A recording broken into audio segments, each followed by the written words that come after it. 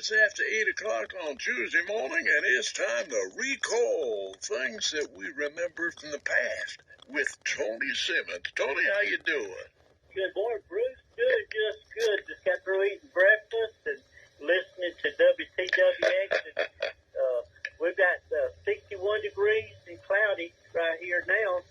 You know, today, our temp here is just going to be about 2 degrees less warmer than Tampa, Florida. Oh boy, that shit like being down. All we need is their sunshine. Yeah, that's right. You know? Hey, we surely do. Hey, let me bring up one topic that one of your listeners asked me to ask you about. Said he was driving before daybreak one morning this past week, and he ran into one car with a pair of yellow lights on it, fog lights. Yeah. You remember? Oh, yeah. I sure do. We don't see them as often as we used to, do we? Absolutely not. No. How about that? I hadn't thought about that in a while. I hadn't either, not until he told me about it.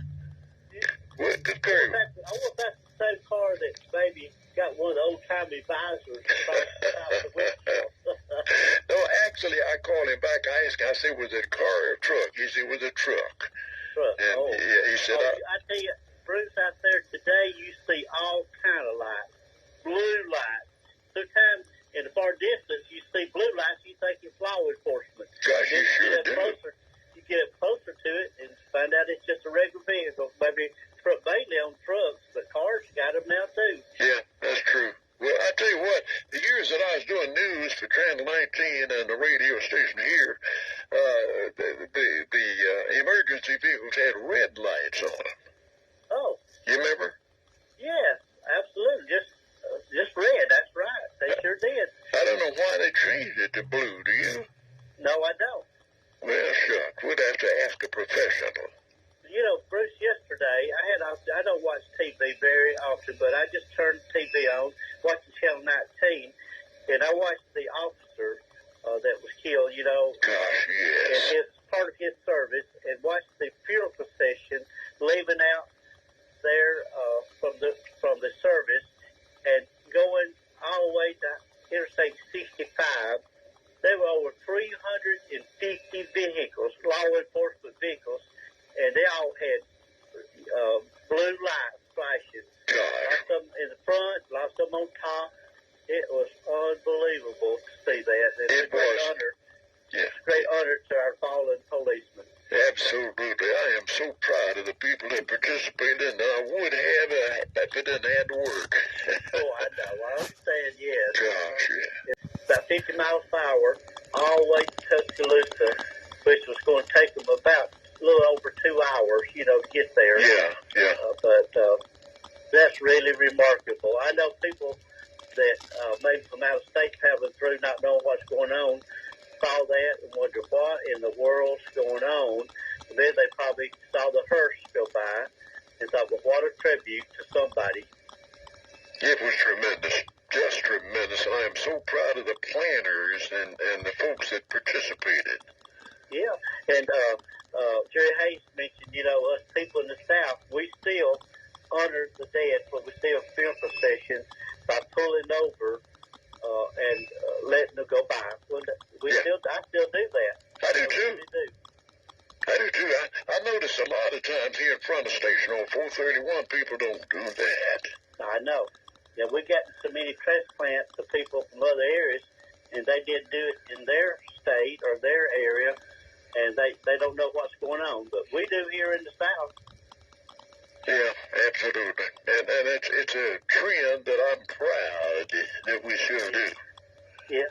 Bruce, did I tell you the story about two men were out golfing one afternoon about 3 o'clock, and one of them stopped, looked out at the road, put his hands across his heart, and the other guy said, "Come on, Bill, come on, what are you doing?"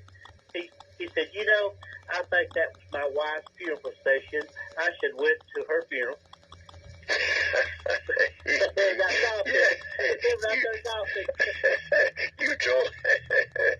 You told me that a couple of years ago. Yeah, that's pretty dedication, isn't it? wise funeral. Absolutely. Yeah, I was emceeing a little program out at the golf course, and they used that story and gave you credit for it. Yeah, that's right. That's right. Lord have mercy. Did you ever play golf? No. Well, When all three of my boys play golf, in 3 years, 12 years, so almost 13 years now, when I retired, I had this set of golf clubs designed just specifically for me. The boys paid for me to have golfing lessons from a golf pro in Boaz, and I got me a set of rod and reels and some tackle. I was going to go down Gunners Lake and fish about once a week out on the pier somewhere. And I hadn't done either one of them. well, I'll be darned. I've been so busy with other things that I just have not done that. I need to, though. Well, I know. I need to do that before I get old. It's like, before you get on, hey, tell me, where is that driving range? I've been to a driving range in Boaz a couple of times, and I can't remember one that on the old highway out there. Oh, yeah, well, they've got their golf course out there on Highway 205, east of town, south of town there on 205, yeah. Mm-hmm. It used to be operated by the city, and now I think it's a private club out there now. I've got the name of it, but it's real nice. Of course, when you're driving down 205 going back to Highway 431 from downtown Boaz, you can sit out there on the left. Got it. Well, what'd you do with those clubs? You still got them? Well, I still got them. Yeah, I still got them here.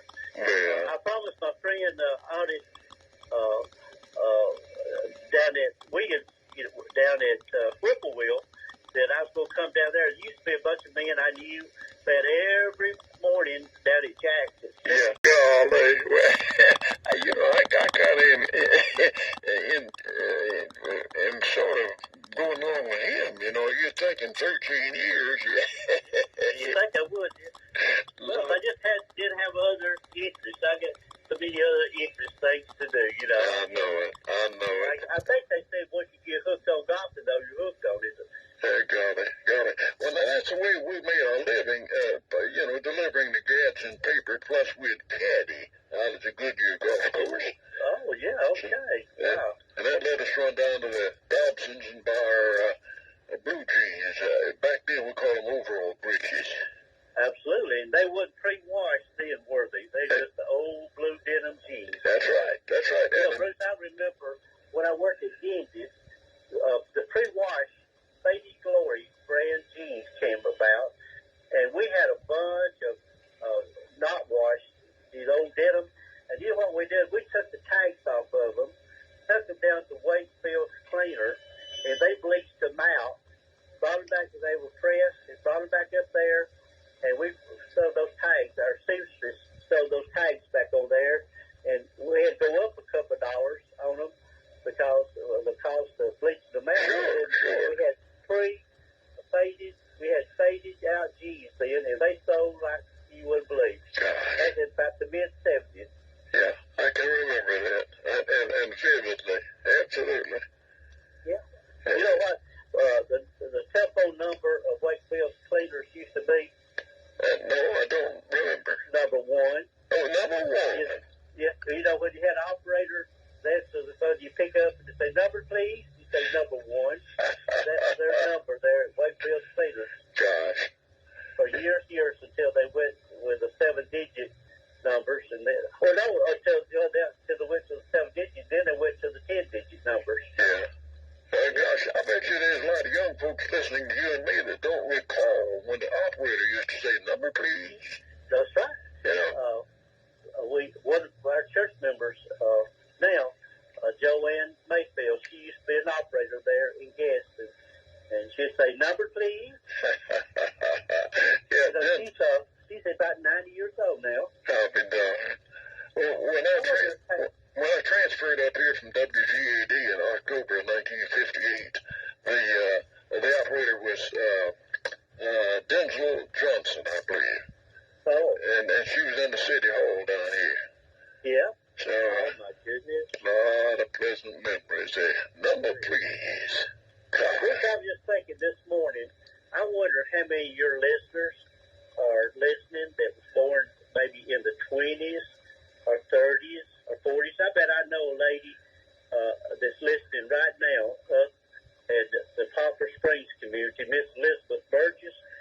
If she lives to September 27th this year, she'll be 103 years old. Still lives by herself, and you go in her house, and there's not a particle of dust anywhere. She keeps her house dusted and organized, and her son, Mitchell, who lives in Marty, cares for her food to her. She don't have to cook anymore, but her mind is keener than mine. Well, now, buddy, that is, you just don't see them. You know, the obituary age, when I broadcast the obituaries, I didn't have a single one above the 70s today.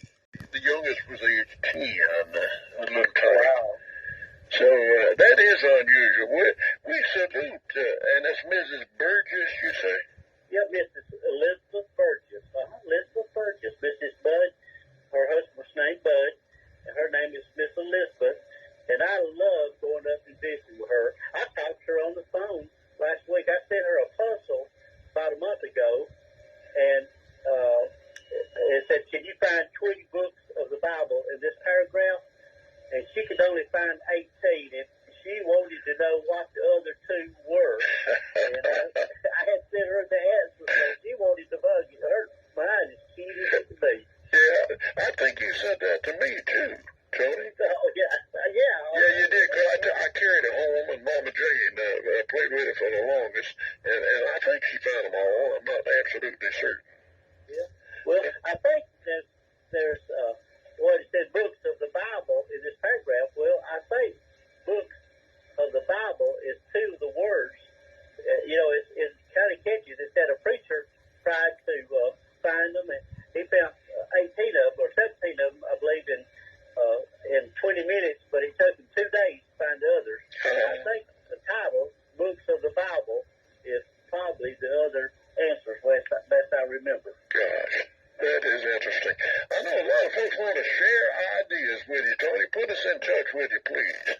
Well, if on Facebook, they can reach me by messaging me. They don't even have to be a Facebook friend. Or if they have email, they can email me at Tony R. Simmons 48 at yahoo.com. Gosh, boy, that's great. That's great. Okay, tell us about your plans for Easter weekend. Well, of course, we'll be having our regular services at the North Broad Street Church of Christ this year, and they're going to have an Easter egg hunt up there, I think, for the younger children following services that day. And so I don't guess I'll participate in the Easter egg hunt anymore. We're just a little bit over than that. But we'll be getting together, I guess, with family. Hey, by the way, I've got a great-granddaughter who is 1 year old today. I sent that to you. Blakely Grace Johnson. Hey, that is great. Well, I've got you. You failed to tell me about your son's date of birth. Let's see.